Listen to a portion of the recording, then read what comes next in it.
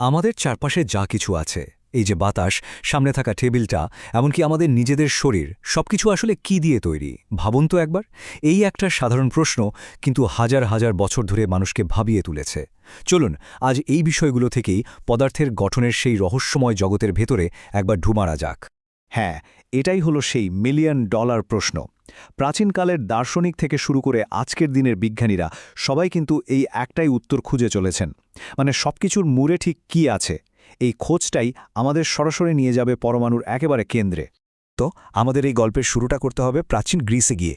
তখনকার সময় একটা ধারণা ছিল যে কোনো জিনিসকে যদি ভাঙতে থাকা যায় তাহলে শেষে এমন একটা কণা পাওয়া যাবে যেটাকে আর কোনোভাবেই ভাঙা সম্ভব না। এই যে অবিভাজ্য কণার ধারণা, এখান থেকেই কিন্তু আজকের পরমাণুর ভাবনাটা এসেছে। ভাবা যায় প্রায় ২৫০০ বছর এই লম্বা সময়ে ধারণাটা প্রায় হারিয়েই গিয়েছিল।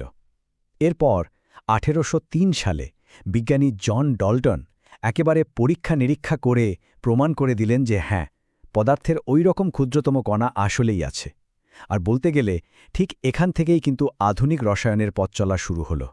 কিন্তু বিজ্ঞান তো এক জায়গায় থেমে থাকার জিনিস না, তাই না? খুব তাড়াতাড়ি বিজ্ঞানীরা বুঝতে পারলেন যে এই যে পরমাণু বা অ্যাটম, এটা মোটেই অবিভাজ্য নয়। আরে এর ভেতরেও যে একটা গোটা নতুন জগৎ লুকিয়ে আছে। আর সেই ভেতরের জগতের প্রধান বাসিন্দা হচ্ছে তিনটে মৌলিক কণিকা: প্রোটন, নিউট্রন আর ইলেকট্রন। একটা পরমাণুর সমস্ত ধর্ম, তার আচার-আচরণ, সবকিছুই কিন্তু এই তিনটে কণার ওপর নির্ভর করে চলে। আচ্ছা, এই তিনজনের প্রত্যেকেরই কিন্তু নিজস্ব কিছু ব্যাপার-স্যাপার আছে। যেমন ইলেকট্রনের চার্জ হলো নেগেটিভ, প্রোটনের পজিটিভ, আর নিউট্রন, এ তো নাম শুনেই বোঝা যাচ্ছে একেবারে নিউট্রাল, মানে কোনো চার্জ নেই। কিন্তু সবচেয়ে মজার ব্যাপার হলো এদের ওজন বা ভর। প্রোটন আর নিউট্রনের ভর প্রায় কাছাকাছি, কিন্তু একটা ইলেকট্রনের ভর এদের চেয়ে প্রায় ১৮৪০ গুণ কম, মানে এতটাই হালকা যে ওটাকে প্রায় ধরাই হয় না।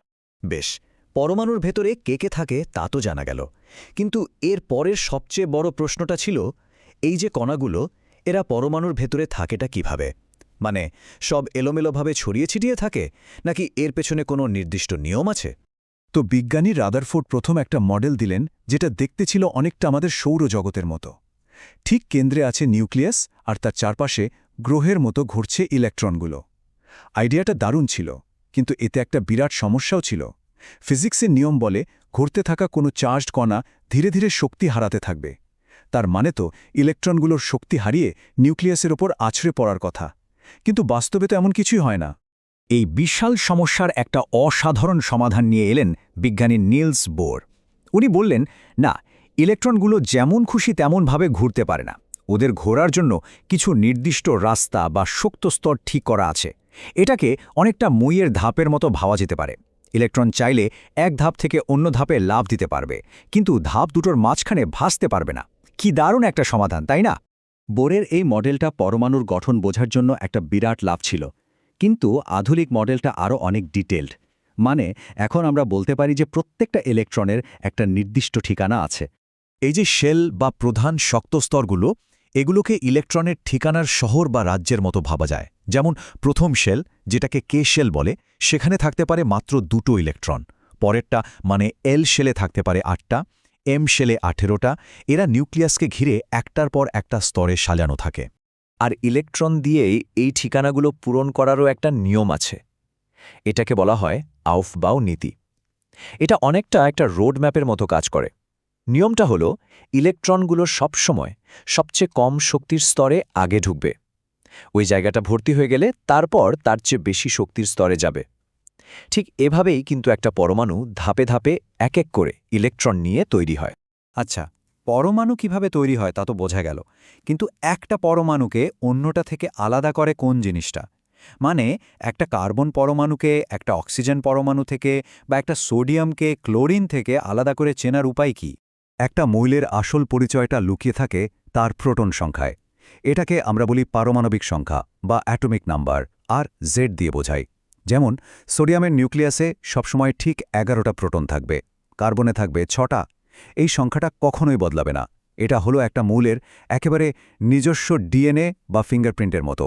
তবে একই মৌলের পরমাণুদের মধ্যেও কিন্তু ছোটখাটো পার্থক্য থাকতে পারে। যখন দুটো পরমাণুর প্রোটন সংখ্যা একদম এক, কিন্তু তাদের নিউট্রন সংখ্যা আলাদা, তখন তাদের একই অপরের আইসোটোপ বলা হয়। মানে এরা যেন একই পরিবারের সদস্য, কিন্তু একজনের ওজন আরেকজনের চেয়ে একটু আলাদা। এর সবচেয়ে সেরা উদাহরণ হল হাইড্রোজেন। সাধারণ যে হাইড্রোজেন, তার নিউক্লিয়াসে কোনো নিউট্রনই থাকে না, কিন্তু এর আরও দুটো আইসোটোপ আছে। একটা হলো ডিউটেরিয়াম, যার একটা নিউট্রন আছে, আর আরেকটা হলো ট্রিটিয়াম, যার দুটো নিউট্রন আছে। এখন দেখুন, তিনজনেরই কিন্তু প্রোটন সংখ্যা 1, তাই তারা সবাই হাইড্রোজেন, কিন্তু নিউট্রন আলাদা হওয়ায় তাদের ভর আলাদা এবং ধর্ম কিছুটা আলাদা হয়ে যায়। পরমাণুর গঠন আর পরিচয় তো জানা হলো। এখন প্রশ্ন হচ্ছে, এই জ্ঞানটা আমাদের কি কাজে লাগে? বিশেষ করে কিছু আইসোটোপের মধ্যে যে বিশাল শক্তি আর সম্ভাবনা লুকিয়ে আছে, সেটা কিভাবে ব্যবহার করা যায়? সত্যি বলতে, তেজস্ক্রিয় আইসোটোপগুলো আমাদের জীবনে একটা বিপ্লব এনে দিয়েছে। ক্যান্সারের মতো ভয়ঙ্কর রোগের চিকিৎসায়, চাষবাসে পোকামাকড় দমনে আর ফসলের মান বাড়াতে, এমনকি রোগ নির্ণয়ে, সব ক্ষেত্রেই এদের ব্যবহার হচ্ছে। পরমাণুর গঠনটা আমরা বুঝতে পেরেছি বলেই কিন্তু এই প্রযুক্তিগুলো আজ সত্যি হয়েছে। যে নীতি ব্যবহার করে রোগ সারানো হচ্ছে, সেই একই নীতি কাজে লাগিয়ে নিউক্লিয়াসের ভেতর থেকে বের করে আনা যায় বিপুল পরিমাণ শক্তি। পারমাণবিক বিদ্যুৎ কেন্দ্রগুলো ঠিক এই কাজটাই করে, কিন্তু এই বিপুল শক্তির সাথে কিন্তু একটা বিশাল দায়িত্ব জড়িয়ে আছে। এই কথাটাই আসলে পরমাণু শক্তির দুটো দিককে তুলে ধরে। একদিকে যেমন আছে মানুষের ভালোর জন্য অফুরন্ত সম্ভাবনা, তেমনি অন্যদিকে আছে মারাত্মক বিপদের ঝুঁকি। তাই একে সবসময় খুব সতর্কতার সাথে ব্যবহার করতে হয়। পরমাণুর রহস্য তো আমরা ভেদ করে ফেলেছি, কিন্তু এর শক্তিকে ঠিকঠাকভাবে ব্যবহার করার দায়িত্বটা এখন আমাদের। মানবজাতি কি পারবে এই জ্ঞানকে ধ্বংসের বদলে সৃষ্টির কাজে লাগাতে? এই উত্তরটা বোধহয় ভবিষ্যতের হাতেই তোলা রইল।